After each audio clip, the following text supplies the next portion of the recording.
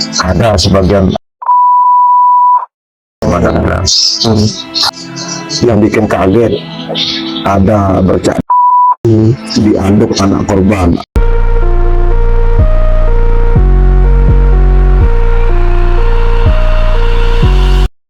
Halo semuanya, selamat datang di Kalisa Channel. Jadi, di video aku kali ini aku akan berbagi cerita ke kalian semua tentang salah satu kasus yang lagi viral dan rame banget belakangan ini, yaitu kasus meninggalnya Brigadir Esko. Kasus itu udah pernah aku bahas sebelumnya di video yang ini nih. Di sana aku tuh ngejelasin tentang kronologi dan juga tindak lanjut dari kasusnya. Buat kalian yang penasaran dan juga tertarik buat nonton, bisa cek deskripsi aku. Di sana aku sudah sertain link videonya. Oke, jadi setelah kemarin aku bahas tentang kronologi dan juga tindak lanjut dari kasusnya, sekarang aku mau bahas tentang updatean terbaru dari kasus ini beserta kejanggalan-kejanggalan yang terjadi. Penasaran sama updatean terbaru dan juga kejanggalan-kejanggalannya? So, tonton video ini sampai selesai karena aku akan jelasin secara lengkap buat kalian semua. Kronologi kasus Brigadir Esko. Oke, jadi sebelum aku jelasin tentang updatean terbaru dari kasus ini dan juga kejanggalan-kejanggalan yang terjadi, aku bakal jelasin dulu kronologinya secara singkat supaya kalian yang belum mengikuti kasus ini itu tuh bisa paham juga. Jadi, kasus itu bermula pada tanggal 13 Agustus tahun 2025, di mana pada saat itu adalah hari terakhir Brigadir Esko itu berkomunikasi dengan pihak keluarga. Nah, setelah hari tersebut, Brigadir Esko pun sama sekali tidak bisa dihubungi dan dinyatakan hilang. Sampai akhirnya pada tanggal 24 Agustus tahun 2025, ada seorang warga yang menemukan jasad Brigadir Esko di kebun belakang rumah dinasnya sendiri. Jadi, lokasi penemuan jasad Brigadir Esko dengan rumah dinas Brigadir Esko itu tuh jaraknya hanya beberapa meter saja. Pada saat jasad Brigadir Esko ditemukan, kondisinya tuh sudah dalam kondisi yang mengenaskan, di mana jasad Brigadir Esko pada saat itu sudah dalam kondisi yang membusuk, dan juga leher Brigadir Esko oleh tali ke sebuah pohon. Saat ditemukan, jenazah korban dalam posisi terlentang di bawah pohon dengan kondisi leher. Wajah korban juga sudah menghitam dan tubuh korban terlihat sudah membengkak. Karena hal tersebut, polisi itu awalnya menduga bahwa kasus itu merupakan kasus bunuh diri. Tapi setelah dilakukan otopsi, hasil otopsi itu justru menunjukkan adanya tanda-tanda kekerasan berupa luka-luka lebam yang ada di badan Brigadir Esko, terutama di area leher. Luka-luka tersebut diduga diakibatkan oleh benda tumpul. Selain itu, katanya ada juga luka goresan di tangan Brigadir Esko. Nah, luka goresan tersebut diduga akibat benda tajam. Diketahuilah Brigadir Esko itu meninggal akibat tumpulan benda tumpul di belakang kepala. Dan juga ada sayapan benda tajam di tangan kiri. Setelah mengetahui bahwa ini tuh bukan merupakan kasus bunuh diri tapi kasus pembunuhan, polisi pun segera melakukan penyelidikan. Sampai akhirnya polisi itu menetapkan Bribtu Rizka Sintiani yang merupakan istri dari Brigadir Esko itu tuh sebagai tersangka. Bribtu Rizka pun akhirnya ditahan. Namun, Bribtu Rizka tuh sempat menyangkal hal ini dan juga mengajukan pra-peradilan lewat kuasa hukumnya, di mana dia itu mengatakan ada kejanggalan dalam proses penetapan tersangka. Jadi, Bribtu Rizka itu awalnya tidak mengakui perbuatannya. Update terbaru dan juga kejanggalan-kejanggalan yang terjadi.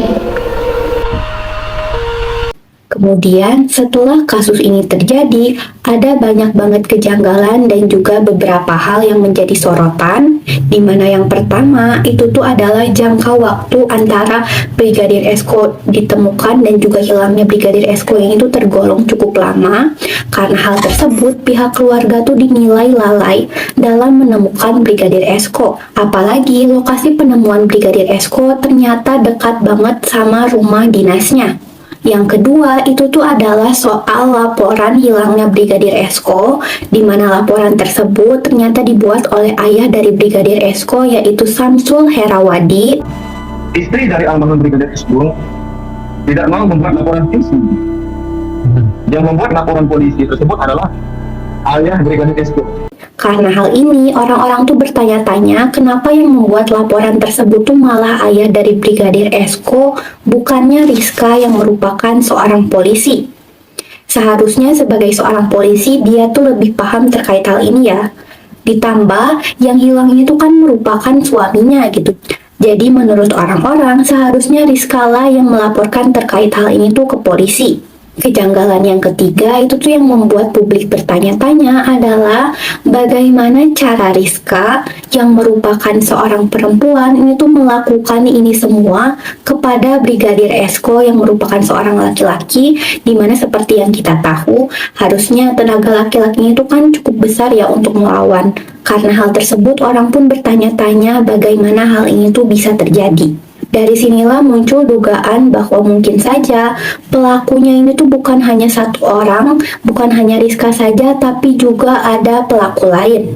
Kabar yang keempat yang juga bikin heboh sosial media adalah soal ayah dari Brigadir Esko, di mana dalam salah satu wawancaranya bersama media, ayah dari Brigadir Esko yaitu Samsul Herawadi ini tuh menyatakan ada organ dalam Brigadir Esko yang hilang. Mutilasi maksudnya.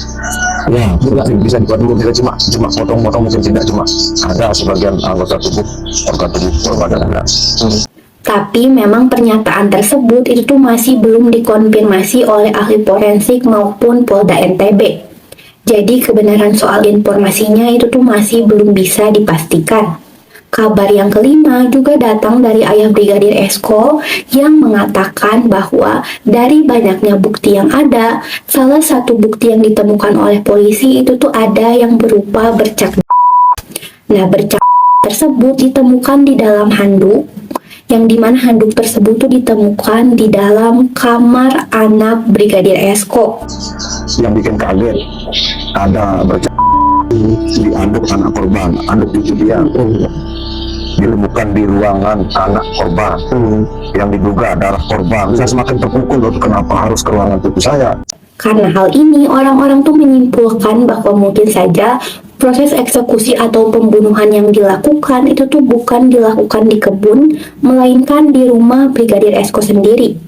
Barulah setelah meninggal, jasad Brigadir Esko pun kemudian dipindahkan ke kebun. Tapi memang keterangan soal adanya organ yang hilang dan juga klaim bercak darah tersebut itu tuh masih berasal dari pihak keluarga dan belum dikonfirmasi oleh polisi. Jadi kebenarannya itu tuh masih dipertanyakan. Kejanggalan yang terakhir datang dari Rizka yang merupakan istri dari Brigadir Esko, di mana pada saat jasad Brigadir Esko itu ditemukan, ekspresi Rizka itu tuh dinilai cukup tenang atau tergolong cukup tenang, seolah-olah dia itu sudah mengetahui tentang hal ini sebelumnya. Jadi seolah-olah dia itu sudah tahu bahwa Brigadir Esko itu meninggal dan jasadnya tuh ada di sana. Setelah informasi-informasi tadi itu beredar, muncul 3 spekulasi kuat soal kasus ini, di mana spekulasi yang pertama itu tuh meyakini bahwa Rizka melakukan ini semua sendiri, dan Rizka melakukan ini semua pada saat Brigadir Esko itu sedang lengah. Lalu spekulasi yang kedua itu tuh mengatakan bahwa adanya orang lain yang terlibat dari kasus ini.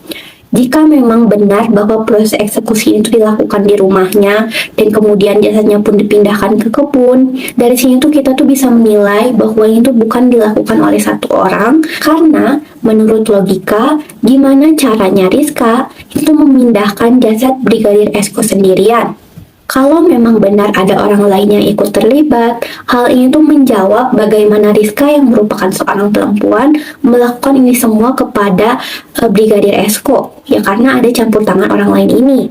Lalu spekulasi yang ketiga itu tuh menduga bahwa kasus itu lebih rumit daripada yang kita duga, di mana mereka itu mengira mungkin saja Rizka tuh bukan pelaku utama, dan ada pelaku utama yang memiliki kekuasaan lebih besar sehingga tidak bisa terungkap ke media.